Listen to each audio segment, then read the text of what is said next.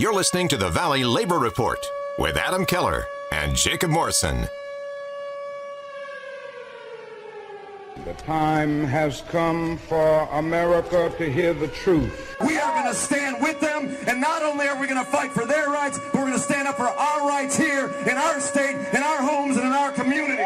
One day longer, one day stronger. One day longer, one day stronger. Because the future of labor's rights in the United States of America is not going to be decided in the courts. It's not going to be decided in Congress. It's not going to be decided on talk radio, and it sure is not going to be decided on Fox News. For the union makes us strong. Solidarity forever. Solidarity forever.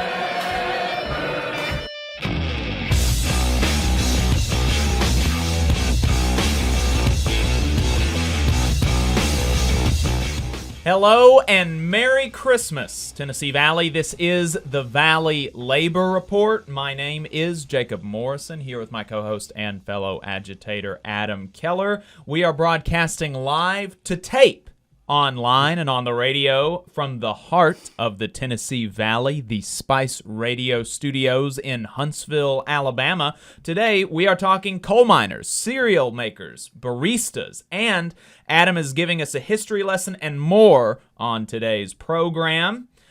If you want to be part of the program in future episodes, we have a phone number. You can leave us a voicemail at 844-899-TVLR. That is 844-899-8857. You can leave a voicemail anytime, and we might play it on the radio if it's good enough or stupid enough. Right. So if you have good questions or stupid questions, or if you have bad boss stories or great organizing victories at work, leave us a voicemail. We'd love to listen.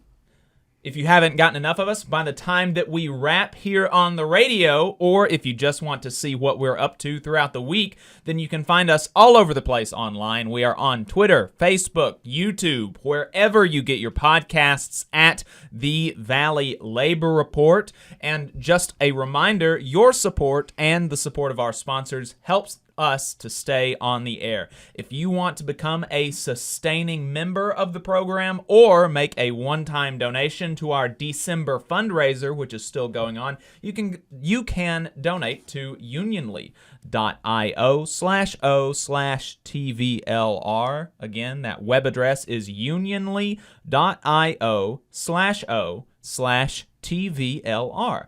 That is a union payment processing site, payment processing company. It's very cool. We are currently working with one of their partners to build a new website, and that is going to be union made as well. We are not only going to have a union bug on our stickers on all of our merch, but also on our website. So we're very happy about that. To help us keep doing cool stuff like that, support the show. If you're a member of a union, you should get your local to sponsor the show. Reach out to us for more details about that. We've got several unions on board, and the more we get on board sponsoring the show, the more sustainable this project is, and the further into the future we will be able to bring you the news from the worker's perspective and educate the unorganized public about how to get organized. That's what we're doing here on the Valley Labor Report. Yeah, and just to mention, many of you may belong to organizations. We've been blessed to have great groups like the North Alabama DSA and various nonprofits have been willing to sponsor ads. So even if you're not in a union, or if your local can't sponsor, or they're already sponsoring, you may belong to an organization that'd be happy to contribute, and we'd love to partner with them. Definitely. So our first story today is about the coal miners in Brookwood, our sisters and brothers fighting here in this state. 1,100 coal miners are still on strike in Brookwood, Alabama. Their strike began on April 1st, 2021, over a refusal by the company to even match what workers gave up to save the company when the company went bankrupt in 2015 due to poor management and, of course, The executives never gave up anything. The executives kept their positions after the company was bought out by New York hedge fund managers. But the coal miners sacrificed. The coal miners took pay cuts. The coal miners took cuts to their health care and their retirements. And the executives never did. So the coal miners went on strike to at least get some of that back.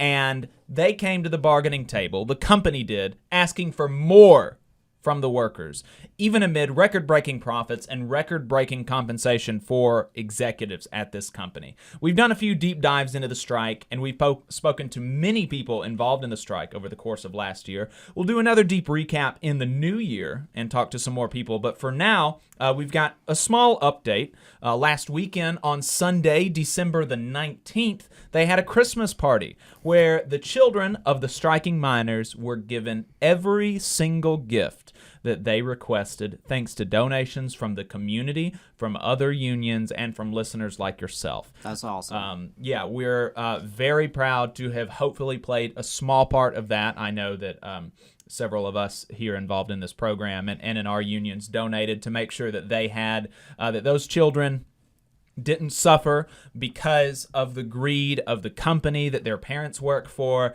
that they didn't have to go to school next to the children of some scab and talk about how Santa didn't come to my house this year, because as we all know, Santa is a teamster and he supports striking miners. So we're very glad that they were able to make the the wishes of those children come true, because this is a very hard time for these families. I mean, just think about what your life would be like 9 months on strike. That's a very big commitment, and that these folks are still staying strong, fighting the good fight. We need to support them however we can. So very glad. And these small things like a kid, a kid getting a present while their parents are on strike. It seems to me, I think that can really make or break the child's perception of the labor movement, of what their parents are doing. Because, you think about you're a 7, 8, 9-year-old kid, your view of the world isn't very sophisticated, right?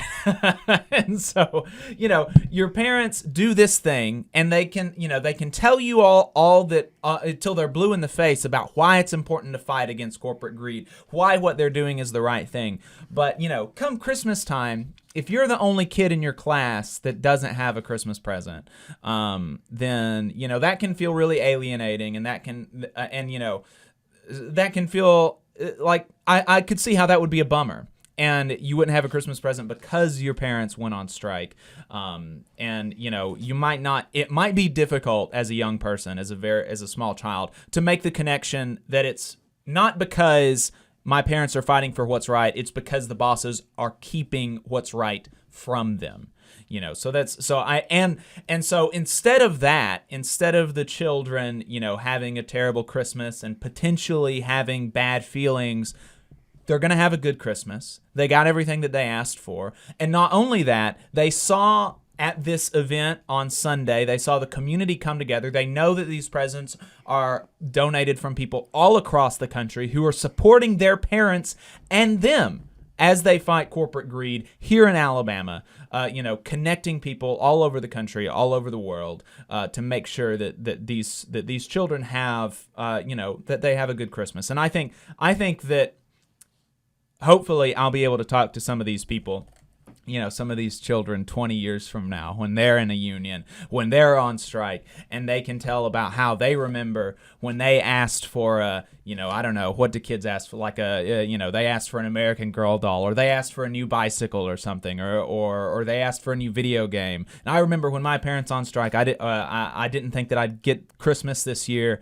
but the labor movement came together for it. They came through for us, and we were able to have Christmas this year. So I think it's going to make good stories for these people. I think it's going to strengthen their resolve. It's going to make it easier for them to stay out on strike. So very happy to hear that. Yeah, and I think that's what the Christmas spirit is all about, honestly. It is about giving. It's about supporting one another, loving one another. And I think, not just to be on strike that long and to demonstrate that resolve, but to, have the community support, to have that sort of fellowship. I think you're exactly right. It's great that they're going to have that memory instead of, of course, they're going to remember some tough times throughout this. No doubt. No doubt. But they will remember, like you said, that folks came through around Christmas time. That's what this movement can do and what we should do. So shout out to all of the folks who contributed in whatever way you did. I think that's great. And it's, it's unfortunate that we don't have a new contract available yet for Christmas, but as long as they're on the line, we need to have their back.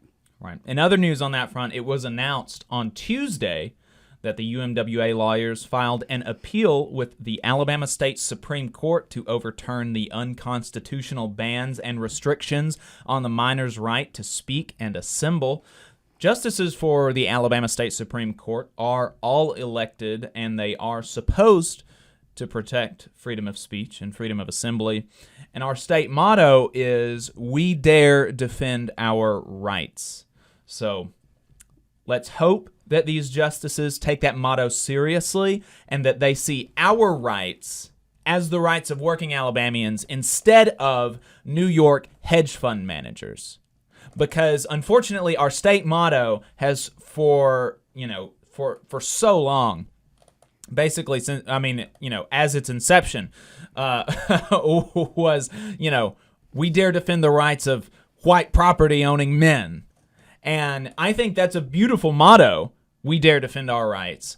If we means everybody, if we means working people, defend our rights against people who would have us starve and work 7 days a week, 12 hours a day, down 2,000 miles below the surface of the earth, not get to see our families, not be paid adequately, not get good health care. I think we should defend our rights for people against people like that. But of course, a lot of our politicians don't see the motto that way. And so while we can hope that the Supreme Court does what's right, we do need to prepare for them not doing what's right. And I know that the UMWA has plans for that, and I know that they've got a community that will support them. So we will be updating y'all on that. Well, and I think this is a lesson how you can't rely on just the legal fights alone. And obviously, UMWA has not. They've taken the ultimate action of a strike. They've built community coalitions. They've gone to Wall Street to protest out front of the hedge fund managers. So, I think there's a tendency sometimes in labor unions as institutions that we get really tied into legalese. We get tied into lawyers and courtroom fights. But ultimately, the law is what it is. Most of them are not written for us as normal, everyday working people. And even to the extent where we have some protections and rights in law, well, that's only as good as the judge that is ruling on it. And we've had such a massive amount of anti-employee, pro-employer judges in the state of Alabama and across the country that, it's a stacked deck. So while, again, I applaud UMWA for taking this step, it's necessary, it's something that has to be done. We can't just sit back as union members and hope that we can win our victories in courtrooms. Because lawyers will not save us. Only we can do that collectively. Yeah, they're not called the boss's courts for nothing. So, the Kellogg strike is over. It was announced on Tuesday that members voted to ratify the tentative agreement from the BCTGM press release.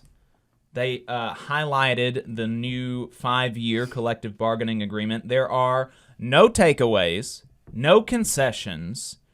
They say no permanent two-tier system, but the two-tier system is still in place. There is a more concrete path out of the lower tier, even though it is still there.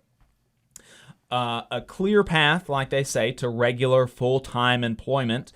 This one is very important. A plant closing moratorium. There will be no plant shutdowns for the duration of this contract through October 2026. That's a big deal. That is a big deal. I'm glad to see that. A significant increase in the pension multiplier and maintenance of cost of living raises. So, that's not bad.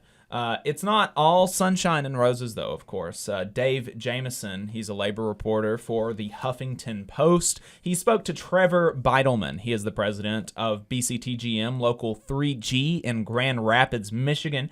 Dave said that Beidelman is disappointed in the contract to end the Kellogg strike. He says that the vote was close, although he didn't have the exact numbers, and that he thought Kellogg's threat to permanently replace striking workers turned a lot of votes, which is why it's so important that we that we make it illegal to hire permanent replacements, that we make it illegal to fire workers for striking. And that was, of course, the original intention of the National Labor Relations Act, but over the course of the decades, as the class war from above has continued and bosses have continued to attack organized labor, there were people that were appointed by anti-worker forces on the National Labor Relations Board that construed a right to hire permanent replacements out of thin air. I mean, it was because in the National Labor Relations Act itself, it says nothing in this act shall be, for one, it explicitly makes firing workers for striking illegal.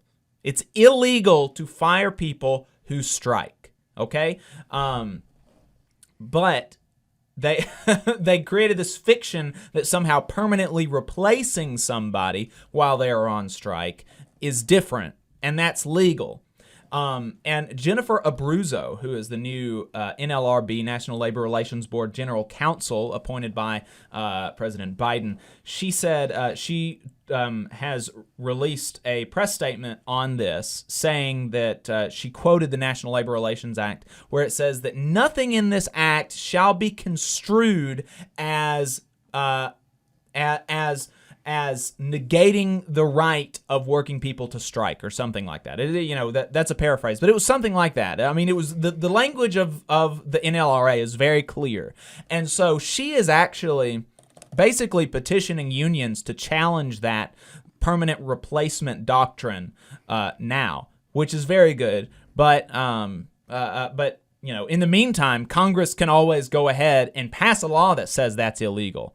Of course, the NLRB should reverse its stance on permanent replacements, but Congress can always be proactive, and we have seen the results of not being proactive on the part of Congress because, of course, the Supreme Court in 1970 ruled that women have the constitutional right to choose what happens to their bodies, and now that right is at stake. And how many years have Democrats had a trifecta government since 1970?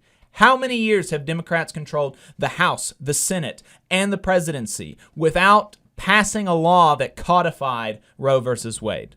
I mean, years have gone by without that happening. And now Roe v. Wade could very well be overturned without a federal law in its place to protect women's right to choose. So, that's an illustration of how important it is that lawmakers are actually proactive on these things, where the law is even remotely, of course, the law is not actually, muddled or not clear. The law is clear, but we can make it more clear. Yeah, and employers are always going to take any sort of wiggle room they can find. Right. And if they can get away with it, they will do it, and they will keep doing it. And, that is such a big piece of leverage, the ability to talk to a workforce and threaten them that, hey, if you guys go out on strike, we are going to replace you. You won't, it won't matter what kind of, proposals you have because there won't be a job for you. Yeah. That is such a big piece of leverage. I think one thing we've seen in this year is a little bit of the shift in the labor market, and I think that maybe that sort of leverage has decreased recently. But, as we see here, straight from the Kellogg strike, it's still a factor, and it's still impacting people's ability to hold the line and negotiate the kind of agreement they really believe is fair. Right. WWMT Channel 3 in Michigan talked to some members who felt similarly unhappy. They derided the retention of the two-tier system of employment, which is, of course, terrible. They were saying that is a way to divide and conquer, which is true. Right. That's why it was invented. It was invented to get a bad contract for new members in while still retaining benefits for people who have been working there for a while to try to ease in these concessions and, stealing more from working people, stealing more of the value that they create for the company for themselves to fill the pockets of these people at the top. Connor Lewis, he's a member of the labor journalism collective Strike Wave, which everybody should check out. It is thestrikewave.com.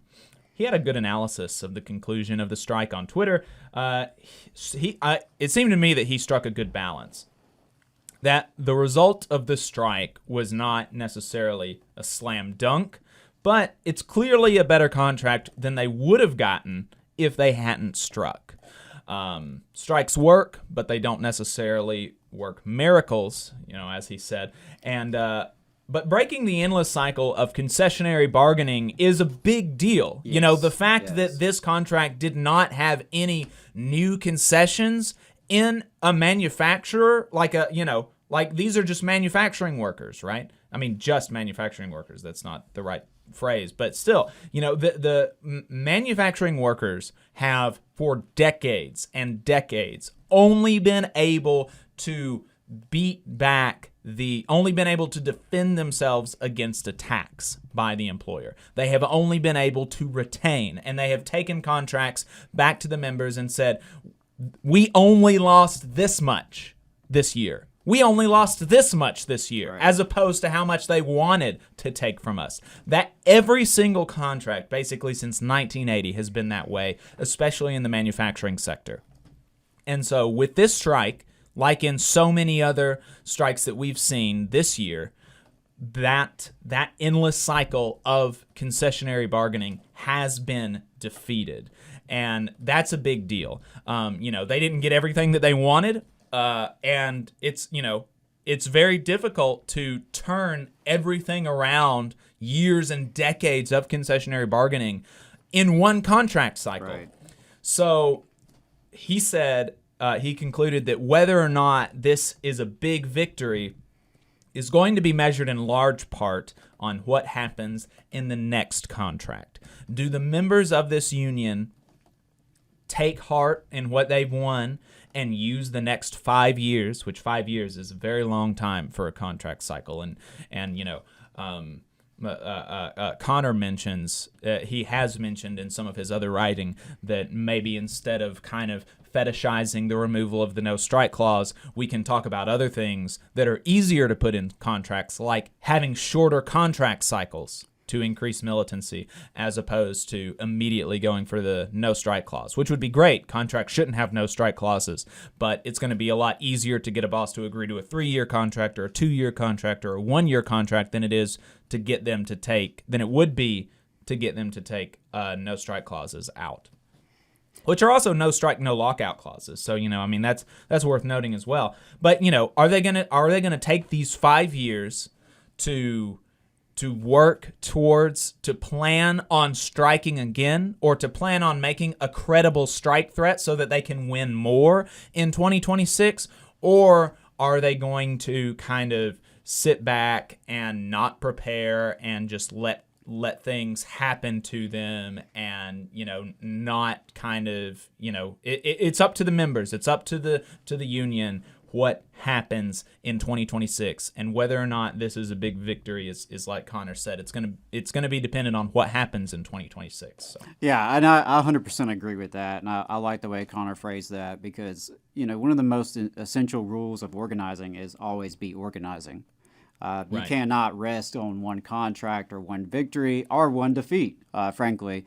So I think that's a very good way of looking at it. We can't really judge the success or failure of a contract in isolation. You have to see the trends, and as you mentioned, so many of us, regardless of industry, have been in this defensive posture for decades now. Right. And we can't expect one strike or even one strike wave to undo decades of globalization and outsourcing and neoliberal policies. That's not very realistic in terms of one particular labor action. But Right. what I saw was a moratorium on plant closings. Mm-hmm. That's big. And I think that's where you can start to build momentum for the future. So I really hope that's what we see. And like you said, now we have a few years. So hopefully the Kellogg workers will build on the relationships they forged here, build on the experiences they've had. They know some of what works. They know some of what didn't work.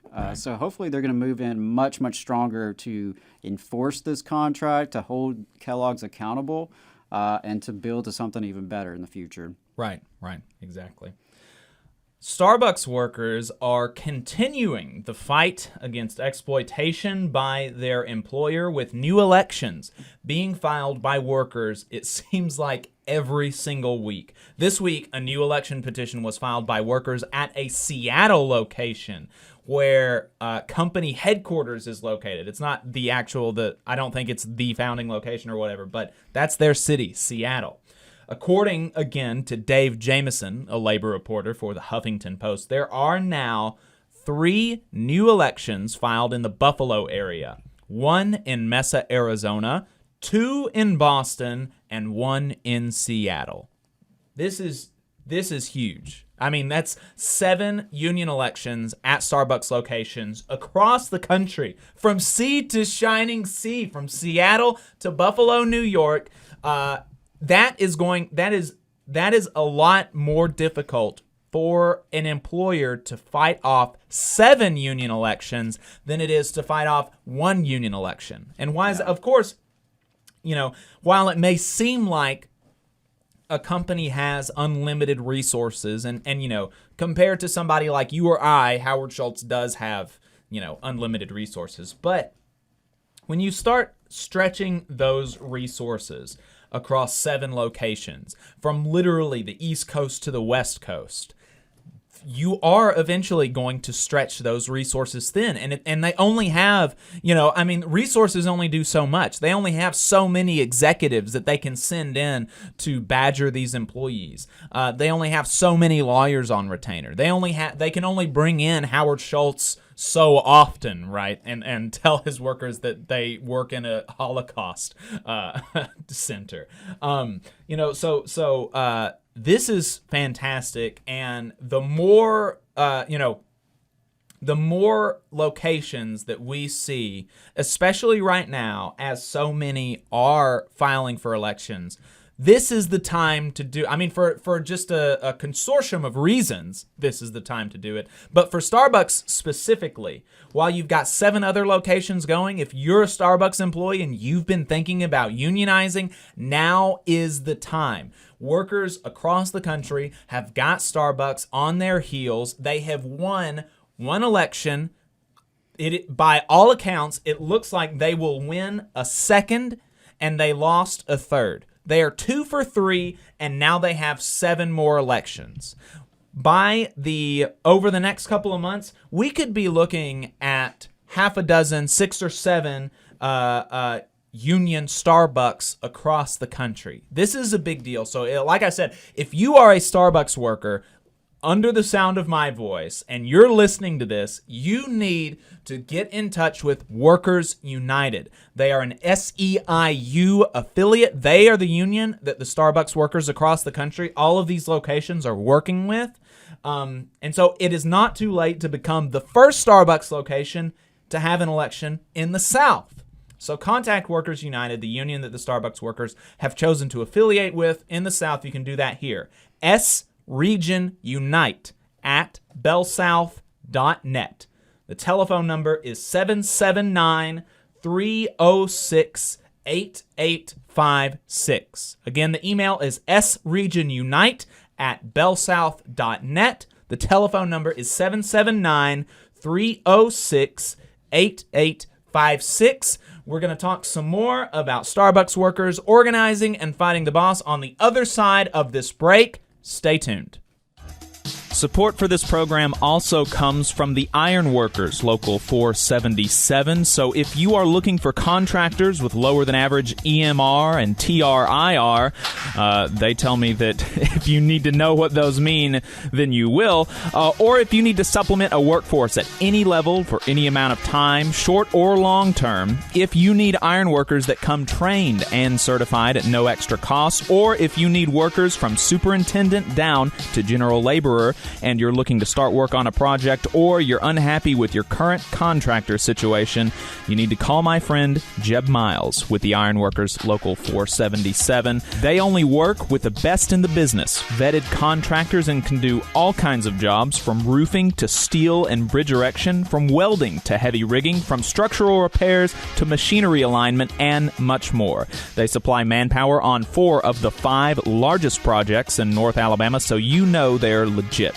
If you need good quality, safe, efficient, diligent, and knowledgeable workers on your job, then you need the Iron Workers Local 477. Call Jeb Miles at 256-383-3334 or via email at local477@bellsouth.net, and make sure you tell them that you heard about them on the Valley Labor Report. Work sucks, we know, but you can make it better by organizing with your fellow workers. For more information, call or text the Huntsville Industrial Workers of the World at 256-651-6707.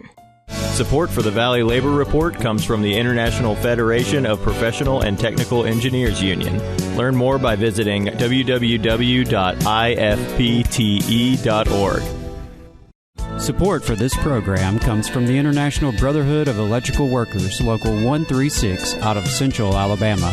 Learn more at ibew136.org.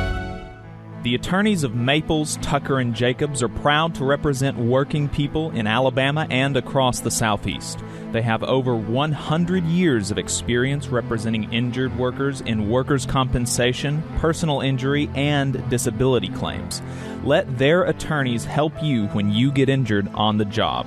You can find them at www.mtandj.com or 855-617-9333. Let Maples, Tucker, and Jacobs help you when you get injured on the job. Again, the website is www.mtandj.com or the phone number 855-617-9333. No representation is made that the quality of legal services is greater than the quality of legal services from other law firms. There's a lot of talk about a shortage of workers, but that's not the case with IBW 558. We have provided our customers over 3,000 workers and performed over 3 million man-hours in a pandemic year. With 8,000 OJT hours, 900 classroom hours, OSHA 30, and a state license, our members receive the equivalent of a master's degree. That's what makes IBW 558 the right choice for your electrical needs. Look us up at Facebook or at IBW558.org. Labor creates all wealth. All wealth should go to labor. This is the Valley Labor Report. My name is Jacob Morrison, here with my co-host and fellow agitator, Adam Keller.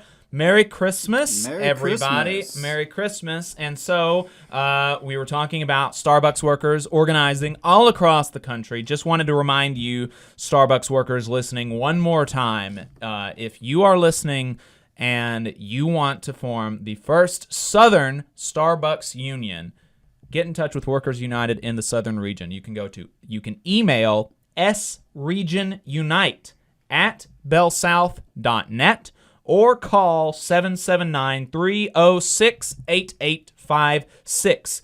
Of course, if you've got any questions, please don't hesitate to reach out to the show. You can DM us on Facebook or Twitter. We'll do what we can to walk you through the process and get you connected to the right people. And if anybody from Workers United is listening and has a campaign in the area, this one for Starbucks or any other campaign for that matter, consider this an open invitation to talk about this campaign or any other. We always want to publicize stories like this as much as we can. So Absolutely. And folks, if they can do it in Buffalo, they can do it in Alabama, in Mississippi, in Georgia, and across the South. it's possible, and Yep. and I'd love to see it happen. 2022 needs to be the year that the South rocks Starbucks. That's right. That's right.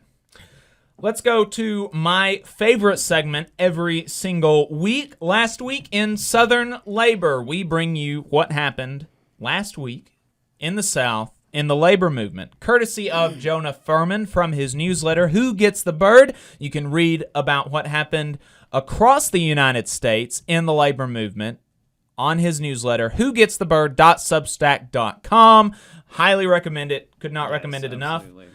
So in new organizing, 18 workers at Zurcher Tire in Columbia, Missouri are unionizing with Teamsters, Local 833, 11 acoustic and electronic warfare operators for a defense contractor at the Jacksonville and Mayport, Florida naval air stations are unionizing with what appears to be an independent union.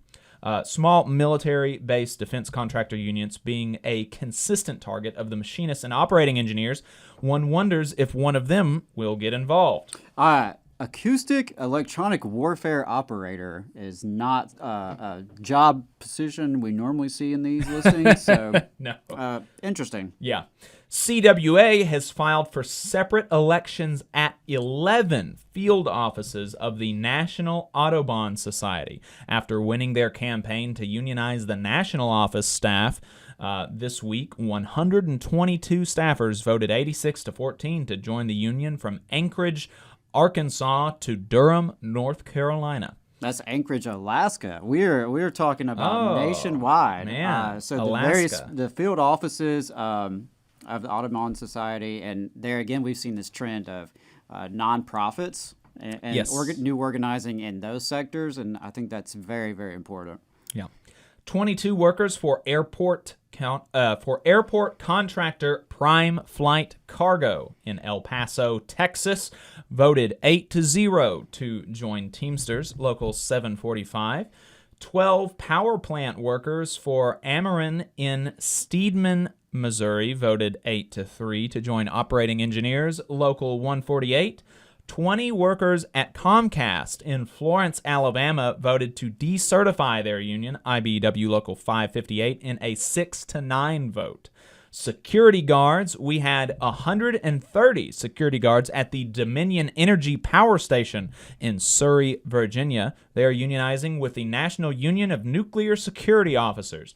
Though obviously at least one other security union will likely try to get in on the action, there are 44 security guards at the Lake City Army Ammunition Plant in Independence, Missouri. They voted 11-6 to join SPFPA over the PSOs United.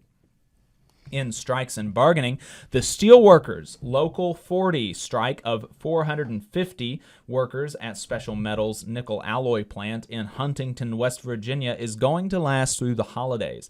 The company is looking to gut seniority and triple the health insurance premiums, among other attacks. Meanwhile, of course, the 1,100-strong UMWA strike at Warrior Met in Brookwood, Alabama.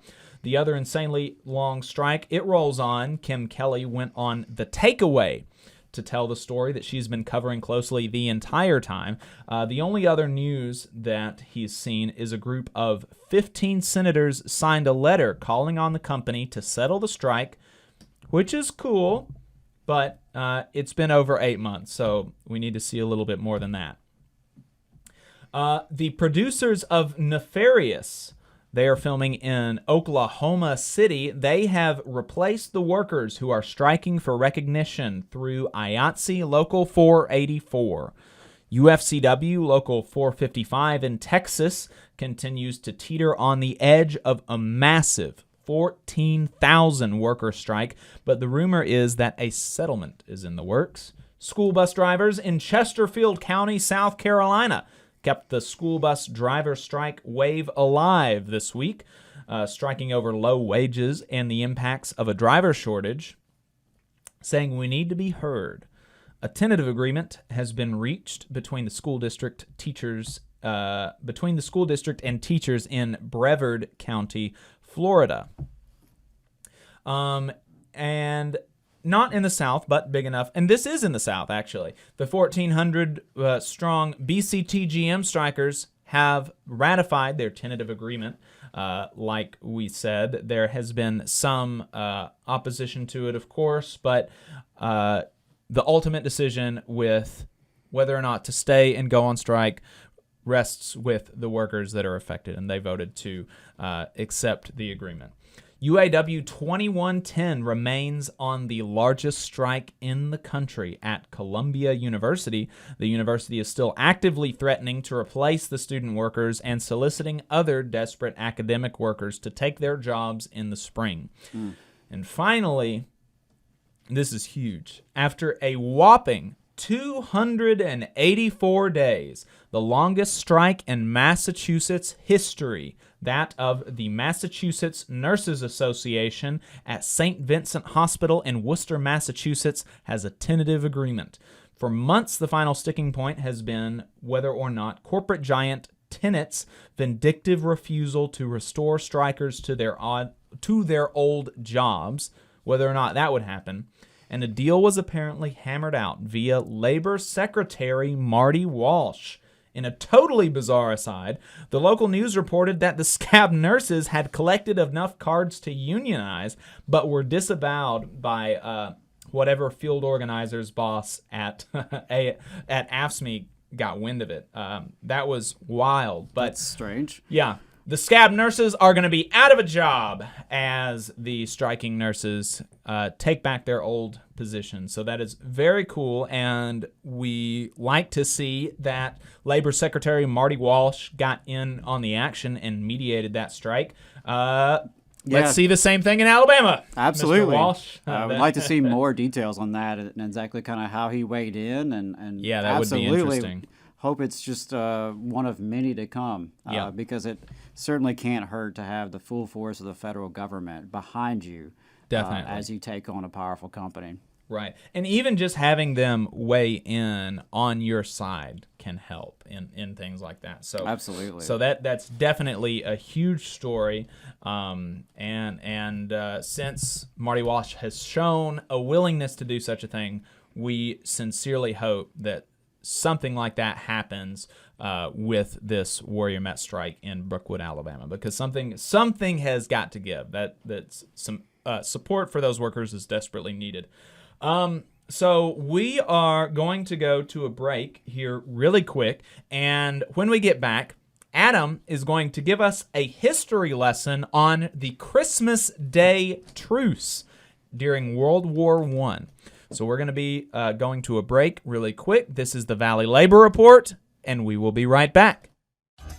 Support for this program also comes from the Iron Workers, Local 477. So if you are looking for contractors with lower than average EMR and TRIR, they tell me that if you need to know what those mean, then you will. Or if you need to supplement a workforce at any level for any amount of time, short or long term, if you need iron workers that come trained and certified at no extra cost, or if you need workers from superintendent down to general laborer, and you're looking to start work on a project, or you're unhappy with your current contractor situation, you need to call my friend Jeb Miles with the Iron Workers Local 477. They only work with the best in the business, vetted contractors, and can do all kinds of jobs, from roofing to steel and bridge erection, from welding to heavy rigging, from structural repairs to machinery alignment, and much more. They supply manpower on 4 of the 5 largest projects in North Alabama, so you know they're legit. If you need good quality, safe, efficient, diligent, and knowledgeable workers on your job, then you need the Iron Workers Local 477. Call Jeb Miles at 256-383-3334 or via email at local477@bellsouth.net, and make sure you tell them that you heard about them on the Valley Labor Report. Work sucks, we know, but you can make it better by organizing with your fellow workers. For more information, call or text the Huntsville Industrial Workers of the World at 256-651-6707. Support for the Valley Labor Report comes from the International Federation of Professional and Technical Engineers Union. Learn more by visiting www.ifpte.org. Support for this program comes from the International Brotherhood of Electrical Workers, Local 136, out of Central Alabama. Learn more at ibew136.org. The attorneys of Maples, Tucker, and Jacobs are proud to represent working people in Alabama and across the Southeast. They have over 100 years of experience representing injured workers in workers' compensation, personal injury, and disability claims. Let their attorneys help you when you get injured on the job. You can find them at www.mtandj.com or 855-617-9333. Let Maples, Tucker, and Jacobs help you when you get injured on the job. Again, the website is www.mtandj.com or the phone number 855-617-9333. No representation is made that the quality of legal services is greater than the quality of legal services from other law firms. There's a lot of talk about a shortage of workers, but that's not the case with IBW 558. We have provided our customers over 3,000 workers and performed over 3 million man-hours in a pandemic year. With 8,000 OJT hours, 900 classroom hours, OSHA 30, and a state license, our members receive the equivalent of a master's degree. That's what makes IBW 558 the right choice for your electrical needs. Look us up at Facebook or at IBW558.org. North Alabama DSA is looking for folks to work for a better North Alabama. They prioritize mutual aid, municipal activism, and union solidarity. Contact them on social media or dsanorthalabama@gmail for more information. IBW 558 is like a great football team. You've got to have the aptitude, skills, and knowledge to outperform the competition. If you're a non-union electrician, now is the perfect time to get off the sideline and join our team. We have the absolute best wages and benefit package in North Alabama and Southern Tennessee. It's because our team stands together, bargains together, and our families benefit from it. With immediate openings, you have the opportunity to see why the IBW is the right choice. Welcome back to the Valley Labor Report. My name is Jacob Morrison, here with my co-host and fellow agitator, Adam Keller. We are Alabama's only union talk radio show, and Adam was a history teacher, still a history teacher at heart, and so he has a history lesson for us about the Christmas Day truce during World War I. So Adam, take it away. Sure. I thought it was timely, considering this is our Christmas Day episode, that we have something in Christmas history to talk about that relates to the labor movement. And yes, I can find a connection between what happened in Europe in 1914 and us union folks here in Alabama in 2021. So for those of you not familiar with it, World War I, of course, was not called World War I at the time because they didn't know there'd be a second one. The Great War started in 1914. And you saw the two big sides. The Central Powers were, of course, Germany, Austria-Hungary, and the Ottoman Empire. On the other side, you had the British Empire, the French Empire, the Russian Empire. The United States would join later in 1917. And in the winter of 1914, you saw something pretty remarkable, which was a wave of some spontaneous, some loosely organized truces along the battlefield, mostly along the Western Front, involving German troops with some British and French and Belgian troops. But there were reports also out east among the Russians versus the Austrians. And, you may recall, if you know much of anything about World War I, it's probably trenches. That's sort of what's in the popular imagination about this war. We know about trenches. We know about no man's land, which was in between the two opposing sides of trenches. And in the lead up to Christmas of 1914, it's worth thinking about the fact that these folks had, in some cases, been on the line for half a year. When the war started, most people, from rank and file troops to government leaders to the media, most folks thought this was going to be one of those wars that was over by Christmas. So they were settled down after months of some of the most horrific fighting we had ever seen, because this was really the latest, greatest 20th century technology, industrialization applied to human warfare. The full scope of developed capitalism being used to slaughter other human beings. And so it's kind of a bizarre thing to even think about Christmas, much less celebrate Christmas in the context of such brutality.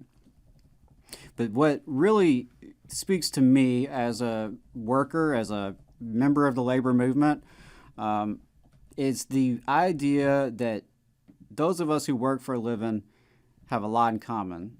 And we have a lot in common regardless of where we're born, our race, our gender, our nationality, religion. And this Christmas Day truce, I think, was really an example of this being demonstrated in the real world under the most, difficult circumstances. So running up to Christmas Eve and throughout Christmas Eve, Christmas Day, you saw soldiers on various sides begin to broker these truces. You had folks who were literally putting up Christmas trees on the top of their trenches and lighting candles. There were guards who were singing Christmas hymns, Christmas songs. And like I said, some were very spontaneous. It just sort of popped off and folks joined in. In some cases, it was, more of a, hey, let's just take a break. Nobody shoots at each other for a while we bury our dead. Because as you can imagine, after all this fighting, unfortunately, you had not a lot of time to go pay your respects and actually bury your fallen comrades. So there was some appetite on each side to at least have that peace, to really gather themselves, to bury their dead. But you had this real spirit of Christmas that was taking place in various parts of the Western Front. And in some cases, there were reports of German troops who were actually playing soccer with English troops. You had reports of folks exchanging food, everything from, meat and bread to actual chocolate cake and more like holiday items. Of course, there was an exchange of booze and tobacco. And it's a miraculous thing to imagine these folks who had been firing machine guns at each other only hours before, moved both by the spirit of Christmas, moved by the desire to not be shot at for a while, frankly. Whatever you want to chalk it up to, there was this brief moment in time where what are supposed to be enemies, mortal enemies, were able to walk across the battlefield and just enjoy some fellowship with each other. And that one of the things that really stuck with me is the reports that came out afterwards from some of these soldiers who participated, who talked about the way in which the propaganda they had been fed clearly wasn't accurate. Of course, regardless of what side you were on in the war, you were expected to believe the other side were less than human, just vicious, evil, bloodthirsty, whatever you can imagine. That's what you were supposed to think about with these folks. And so here you had French troops and British troops gathering and enjoying some Christmas drinks and Christmas songs with German troops, and realized, these are human beings just like us. And those are some of the most moving reports of when you actually sat down or stood around and you'd exchange some real human connection with these folks. And so some of these rank and file soldiers were able to write back to their family, write back home that the newspapers had been lying. The newspapers had, clearly not told the full story. Right. And as you can imagine, this did not go over so well with the governments at the time and the high command. Again, regardless of what side, German, British, French, the officers were not nearly as keen on this as the enlisted folks. Your rank and file soldiers were definitely eager to have a break from getting shot at. A lot of these folks were just kids, basically, teenagers, just now starting their lives. And by December, of course, you've called up reserves after half a year of fighting. So you had folks who had families at home. These are fathers, in some cases probably grandfathers, on the front line. So to have that break, of course, threatened the coercion of the high command, because again, you don't want your troops to believe that the other side is a human being just like you, because then they may start to question, well, why are we really doing this? If Hans is just like me, he wants a beer, he wants chocolate cake, he wants to see his family for Christmas, he misses his kids, why do I have to go blow him up tomorrow? What is it about? Why are we doing this? And that struck fear into the governments at the time, and it was, a special point of emphasis in the remaining years of the war to prevent any sort of truce like this from happening again. And, it's not to say that it happened everywhere, of course, and there was some that was probably more friendly than others. But it really, to me, is a lesson in how we as human beings can connect across the divisions that are propped up. Because at the end of the day, none of us get to choose where we're born. Nationalities and countries are all human creations over the centuries and millennia. But these folks were able to transform, a moment of just utter violence and depravity into a moment of love and solidarity and Christmas spirit.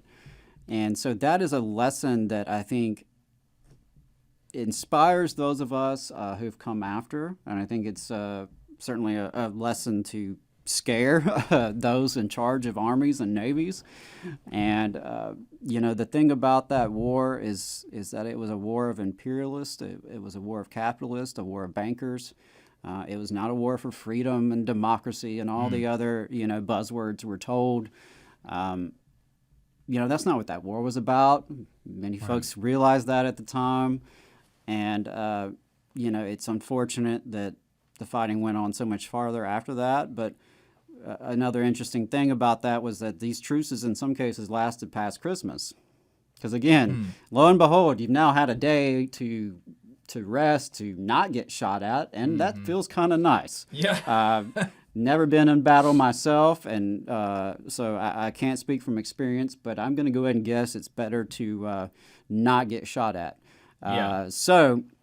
From my experience, it's nice to if you're arguing if with your spouse or something, it's nice to get a reprieve from that. Right. So I can imagine actually getting shot at. Absolutely. So if the you got stakes are a bit higher. Right? And I'll say, if you got any arguments at home, Christmas truce. This have a Christmas truce.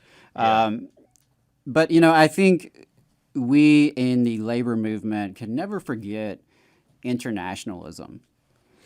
So this is my long way of making this point here. And why is this relevant to me as a worker and a union member in the state of Alabama in the year 2021? We as workers are all tied together. Our fates and our destinies are intertwined, regardless of where we're born. And we see this here in Alabama because we are, in many ways, functioning the ways in which the global South functions. Our relationship to Yankee capital and, the broader system of capitalist economics, the South in America is used as a place to exploit. The reason these big companies love to come to a place like Alabama is not because they love sweet tea and biscuits as much as they should.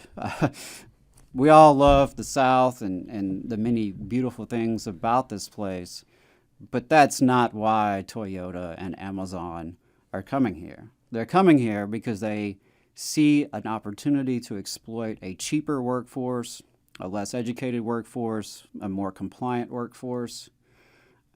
Alabama is leverage for these companies. And we discussed earlier in the show the leverage that companies have by being able to replace striking workers. And in many ways, the South, Alabama in particular, but across the American South, we have functioned as that leverage for employers. Right. Workers in Ohio and New York and California, in the back of their mind, they have to be aware that they could lose the fight in their workshop, in their plant, in their industry, because their employer can pack up and move down south. And we've seen this happen where good union jobs from the Midwest, the Northeast, out west, they are moved down south in a non-union, anti-union, hostile environment to unions. And we've seen where there are regions in this country and certainly in this state that resemble underdeveloped nations more than they resemble what is the wealthiest superpower on the planet. And so, again, employers can exploit these dynamics by going to these areas. There are places here in Alabama where even a crappy manufacturing job that would be insulting to the union members in other parts of the country may look golden compared to the other options in some counties and some regions. If your only option is a Dollar General, a Walmart, or this auto manufacturing supply chain, where no, you're not given the benefits and pay other states receive, but maybe it's $1 or $2 better than Dollar General. Right. That's the situation that we're dealing with. In the South, as long as we are essentially a resource for employers to use as leverage against our brothers and sisters across the country, we'll never be able to get ahead. And we see the same dynamics play out in terms of foreign labor. If Alabama gets too expensive, well, then they'll pack up and move to Mexico. Right. And if that gets too expensive, they'll pack up and go to Honduras. And so the answer is that we have to organize everywhere. Yeah, and that is the fundamental principle on which unionism rests and gains its power, because in a singular workplace, those dynamics exist as well. The reason that collective bargaining agreements are going to be better than you can get with individual bargaining agreements is that in the same way that Alabamians can be leveraged against New Yorkers, in the same way that Hondurans can be leveraged against Alabamians, Sarah can be leveraged against Jamal.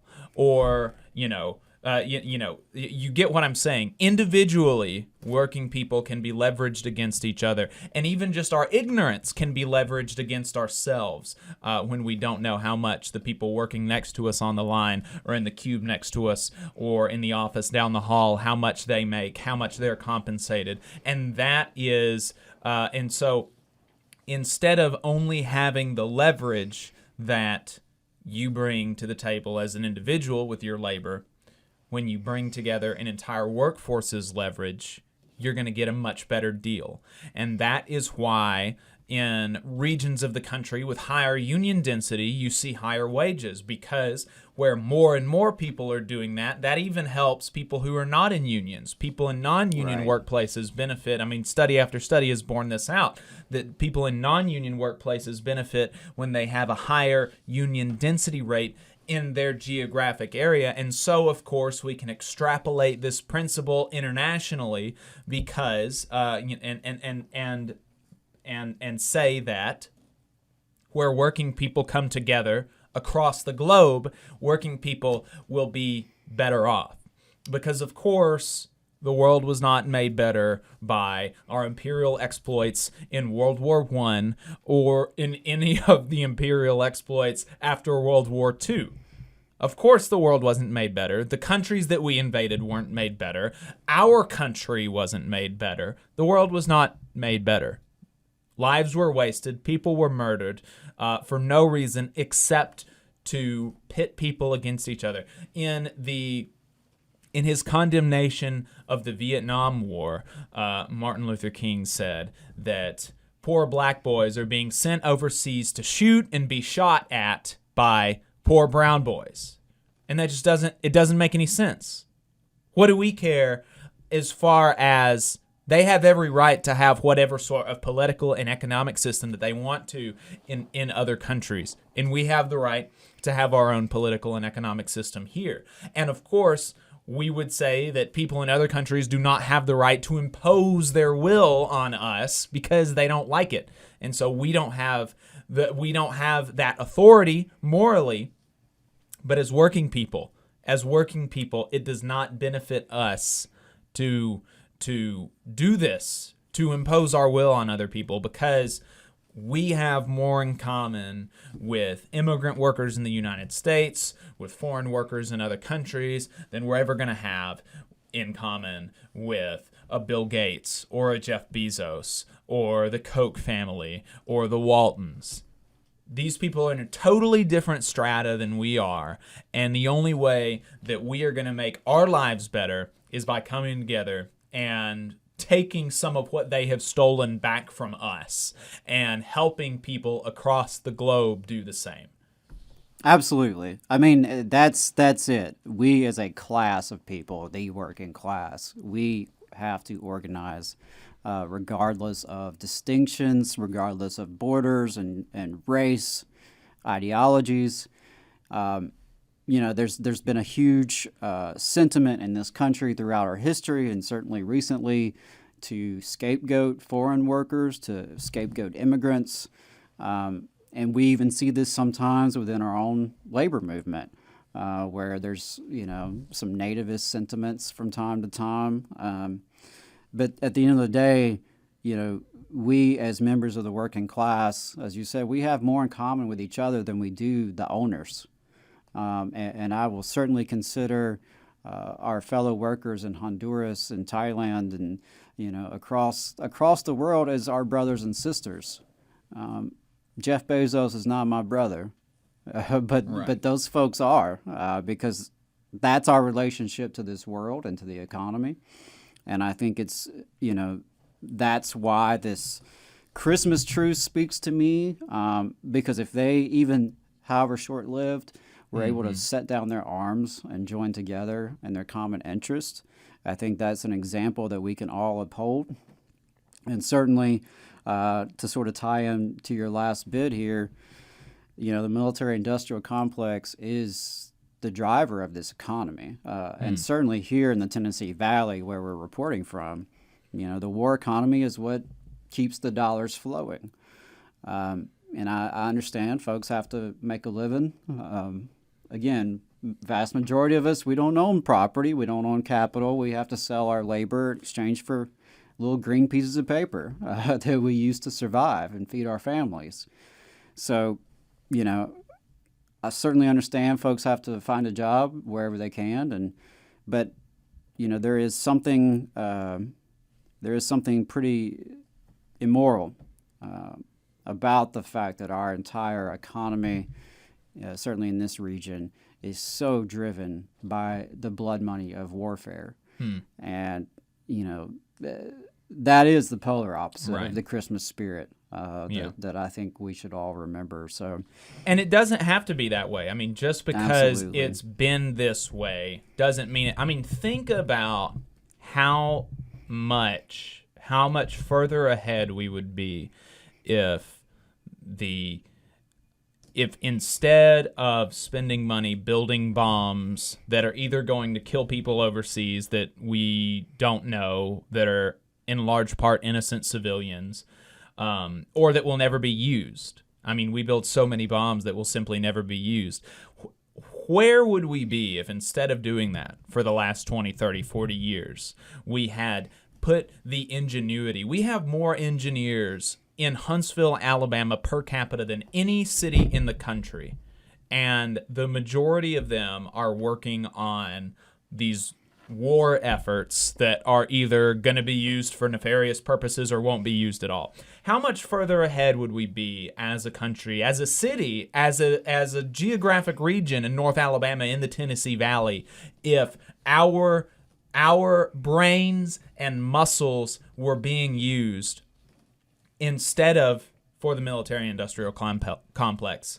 What if we were being used to build and expand something like the TVA, to build new schools, to build new post offices, to build new roads, to fix our infrastructure, to build new libraries, to build houses for homeless people, to build houses for homeless veterans, to build new hospitals, to replace the hospitals, the dozens of hospitals across the South that have gone bankrupt and closed because we haven't expanded Medicaid. I mean, think about it is really disgusting thinking about how much effort and money and talent is wasted on things that do not make people's lives better,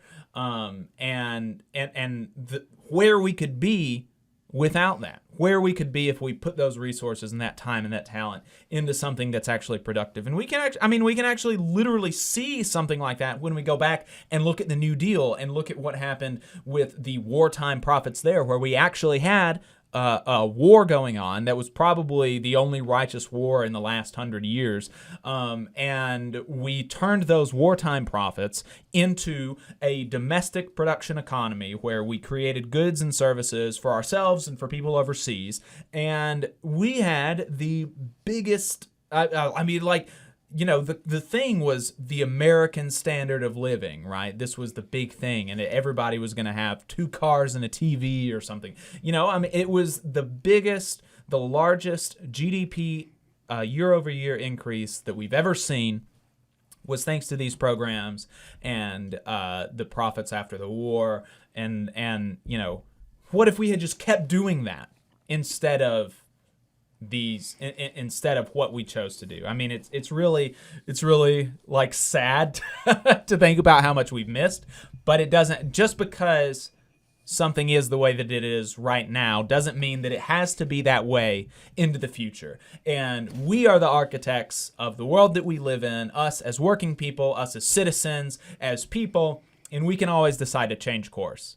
And so absolutely. I think that is the thing, is that if you really believe that another world is possible, everything else can flow from that. I think if you have that belief that we can do better, but we have to fight for it. Right. And what you discussed in terms of the New Deal and really the golden age of the American economy, it wasn't just because we had folks in office who were a little bit smarter, a little bit more pro-worker. It was because we had a labor movement powerful enough to extract that from our economy, to demand that folks have a Social Security pension when they retire, and that we have minimum wage laws, and that we get rid of child labor. That was movement power. Right. And that's the movement power that we can have again. And not only can we do that, we have to do that. Right. We have to do that. If we're going to even begin to address some of the major crises that we face as a country and as a planet, that's going to be through really the bottom up, not from the top down. Mm-hmm. Yeah. Yep, that's exactly right, Adam. You have been listening to the Valley Labor Report. We are going to go to break really quick, and we will be back with one more segment about the best Christmas present you can give yourself. So make sure you stay tuned. Don't change the dial. You're listening to the Valley Labor Report, and we will be right back. Support for this program also comes from the Ironworkers, Local 477. So if you are looking for contractors with lower than average EMR and TRIR, they tell me that if you need to know what those mean, then you will. Or if you need to supplement a workforce at any level for any amount of time, short or long term, if you need ironworkers that come trained and certified at no extra cost, or if you need workers from superintendent down to general laborer, and you're looking to start work on a project, or you're unhappy with your current contractor situation, you need to call my friend Jeb Miles with the Ironworkers Local 477. They only work with the best in the business, vetted contractors, and can do all kinds of jobs from roofing to steel and bridge erection, from welding to heavy rigging, from structural repairs to machinery alignment, and much more. They supply manpower on 4 of the 5 largest projects in North Alabama, so you know they're legit. If you need good quality, safe, efficient, diligent, and knowledgeable workers on your job, then you need the Ironworkers Local 477. Call Jeb Miles at 256-383-3334 or via email at local477@bellsouth.net, and make sure you tell them that you heard about them on the Valley Labor Report. Work sucks, we know, but you can make it better by organizing with your fellow workers. For more information, call or text the Huntsville Industrial Workers of the World at 256-651-6707. Support for the Valley Labor Report comes from the International Federation of Professional and Technical Engineers Union. Learn more by visiting www.ifpte.org.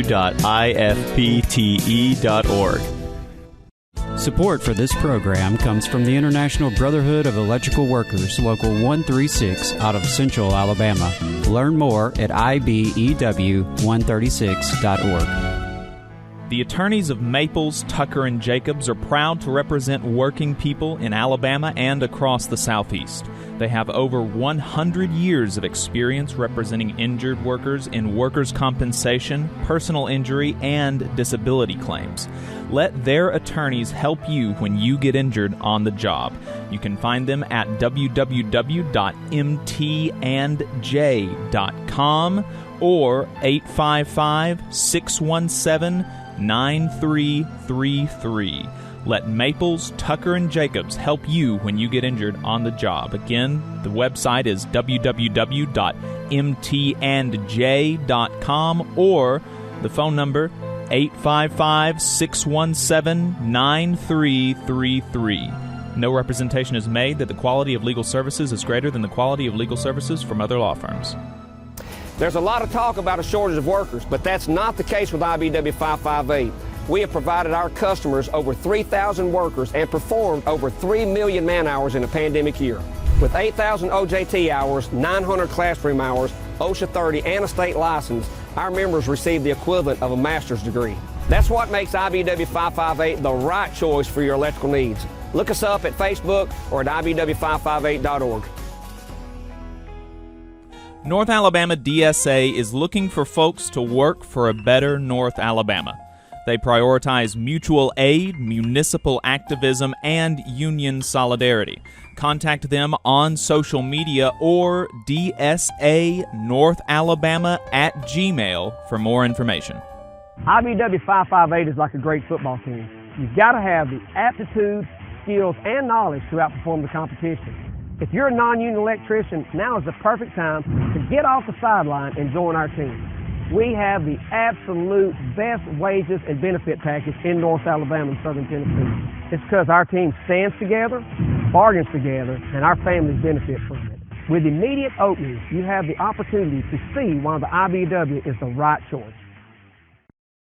Welcome back to the Valley Labor Report. My name is Jacob Morrison, here with my co-host and fellow agitator Adam Keller. You're listening to the Valley Labor Report. We've got one more segment before we let you get back to your Christmas celebration, and that is to tell you that the best Christmas present you can get yourself this year is a union card. And we recommend that you do that. You splurge, you get yourself a nice union card. It's going to take a little bit of effort. It's going to take a little bit of time, but you can do it. We believe in you. Of course, like I said earlier in the program, we are always available to chat if you want to about organizing your workplace. And there are several groups of workers across this country who are doing just that and getting a union card for Christmas. Among those workers, just like the baristas in New York and California and Washington, there are distillery workers in Nashville, Tennessee, who are organizing with UFCW Local 1995, and they have been facing a Grinch. And you're going to face the Grinch too if you try to organize a union wherever you work. So we're going to try to prepare you for that. We're going to tell you what they've been seeing and how that's exactly the same thing that baristas in New York saw. That's exactly the same thing that warehouse workers in Alabama saw. And that's exactly what your boss is going to tell you wherever you work. They're going to tell you some variation of some of these things and some other things. But of course, it's all predictable. It's so predictable, in fact, that some unions during organizing campaigns pass out union-busting bingo cards. That's right. Where they give workers bingo cards, and every slot, instead of saying A9 or something like that, it's a phrase that the union-busting attorney or your boss or your supervisor or whoever they've brought in, or in some cases, politicians are going to tell you about why you shouldn't join a union. They're so predictable, and they are always either lies or misrepresentations of the truth. Mistruths, things like that. So when they announced their campaign, they were told that one of their workers was told that people are going to be coming in to educate you about unions. Wow. So imagine thinking that you can learn more from a union-busting attorney about unions than you could from a union member. I mean, yeah. And instead of a raise, they're getting union-busting attorneys all crawling all over their workplace. And again, think about the billable hours. Right. Every moment spent dealing with union-busting attorneys and bogus meetings, or consultants that are brought in. Those are all billable hours. And all that money could be given to the workers. Absolutely. Money that you helped earn for the company, right, that could be going back in your pocket, but it instead is being spent on propaganda. Yeah. Like David said on Twitter in response to some of these reports, the company is using, whenever they pay union-busting attorneys to tell you lies about what unionization will mean for you, the company, your boss, is stealing your wages to pay somebody to convince you that they aren't stealing from you. Yeah, I love that. I mean, that's a very good way to put it. Yeah. So, definitely don't fall for it. And the two of their workers, and this is some of the intimidation that you're going to face. Two of their workers were pulled aside and lectured for nearly 2 hours by anti-union lawyers yesterday, I believe it was. In their tweet, they said, "Christmas is in 4 days." And like I said, that's something that workers at Starbucks in New York faced. One of the workers, in fact, dealt with, I believe he said that he was in a meeting with 6 high-level executives and regional managers for 2 or 3 hours individually. An individual worker in a meeting with 6 other high-level executives to try to convince him not to unionize. I mean, of course, like any conversation that you have at all with people who have supervisory authority over you is coercive in nature. But, by its nature, by the fact of the conversation happening. The power dynamics exactly. there. One person has the power to hire or fire. And Right. that's, so you're not at a equal playing field anyway. Exactly. Every conversation that you have with your boss, every request, quote unquote, everything they say, all of their statements are laced with that understanding that this person has the unilateral ability to fire me, unless you are in a union workplace, that is. So consider that. And we all know this. When we talk to our bosses, we all know, people give their bosses too much respect, frankly, but there is some rightful apprehension with any conversation with your boss. Oh no, my boss wants to talk to me. What did I do? Did I do something wrong? And that's because of that inherent coercion. And so think about having a conversation with six, not only just your immediate level boss, but somebody 2 or 3 or 4 levels above you, or the CEO of the company. That's going to happen sometimes to some of you, and you have to know that the reason that they're doing that is because what you're doing is working, and what you're doing will work and can work and has worked for other people. So that sort of intimidation is going to be very common. And I have to imagine that, well, while we know it does work on some people, it really does scare some people. Right.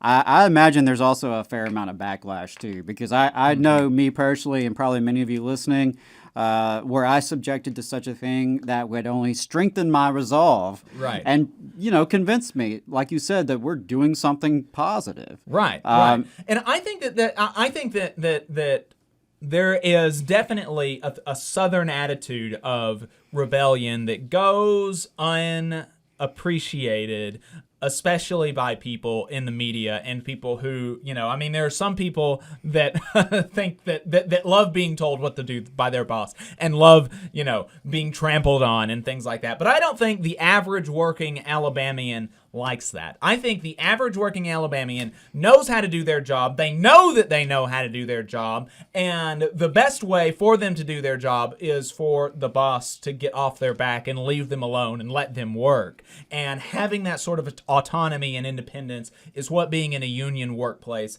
can give you, and why your boss is going to be so willing to fight it.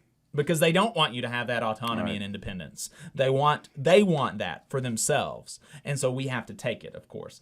And another thing about another intimidation factor. So sometimes you're going to face good bosses and bad bosses. I've been in organizer trainings, and there's some archetypal boss caricatures that you can see, and so some of them is going to be the good boss and the sad boss, and they're telling you, oh no, I'm so disappointed in myself that I allowed our relationship to weaken to this point, or whatever. Right. And, they do the good cop bad cop routine. Right. And so the bad cop here is one of the new company policy at this distillery in Nashville, Tennessee, is that if you test positive but don't have symptoms and you're vaccinated, you're free to come into work and spread it to your coworkers and the customers.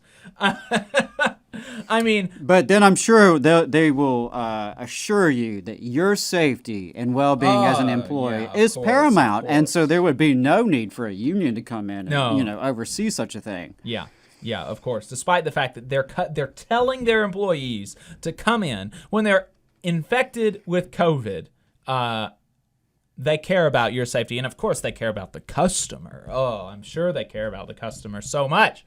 And so, you're going to see things like that, and you're going to see the opposite thing. One of the something that they saw at Amazon in Bessemer was basically the opposite, where they got extra breaks, or they got some extra time on their breaks, or they got some attaboys or some pizza parties or things like this. You're going to get both sides of the spectrum, but all of it whether they're giving you an extra 5 minutes on your break, whether they're giving you a pizza party, or whether they're making you come in while you're infected with COVID, or whether they are punishing you or rewarding you. All of it comes from a desire for you not to have power, and that is all the more reason to do it.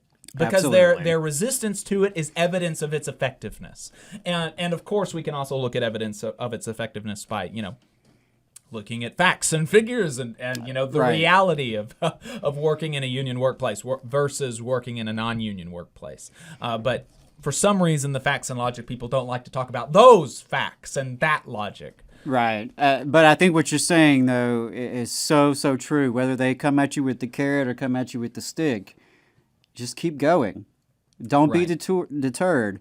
And the more you can be aware of these sort of things, and you've heard what Jacob just said, you're going to recognize these phrases and these slogans and these tactics, and the better prepared you are, the better you can weather that.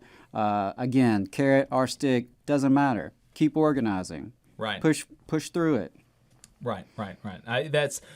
There is the only reason that they don't want you to have a union is because they want to take advantage of you. That's the only reason. That's the only reason that they don't want you to have a union. If they weren't taking advantage of you, then they wouldn't care whether you had a union or not. Right. They could just open up the books for you and say, look, this is what we can afford. This is what I'm paid. This is what everybody else, this is what our shareholders are paid. This is what you're paid. This is everything. And you know what? That actually does happen sometimes. Right. We have to be fair that sometimes there are companies and organizations that voluntarily recognize when their workers organize a union and have a very collaborative bargaining process. It's not that it's not possible. It totally is, which I think, if anything, just really proves our point even more that, those organizations and companies that are so resistant, that kick up such a fuss about it, there's a reason for that. I mean, and you can't help but be suspicious. Right. And so we're going to leave you with that on this Christmas episode. Our Christmas present to you is a little bit of that inoculation, where when you go into your organizing campaign, you are going to have, hopefully, this episode and some of our other episodes. Of course, we've got several other episodes where we talk about some of this kind of stuff. You're going to have that in the back of your head, and you're going to, when your boss says these things, when your boss does these things, you're going to remember, oh, this happened to this worker, and this happened to these people in this state, and what happened after the union won or after the union lost. None of these bad things came to pass, or things went back to normal after the union lost, or after the union won, people actually got raises. People went on strike and got raises. People went on strike and won health care and all these things. And so, I think we're all more familiar with inoculation than we were a couple of years ago. And so that's what, that's a very important thing when you're organizing is to know what you're going to be coming up against. And so that's one of the reasons that we do this show. But this has been the Valley Labor Report. My name is Jacob Morrison. My co-host is Adam Keller. You can find us all over the place online. You can become a sustaining member of the show on unionly.io/o/TVLR. And we will see you next week.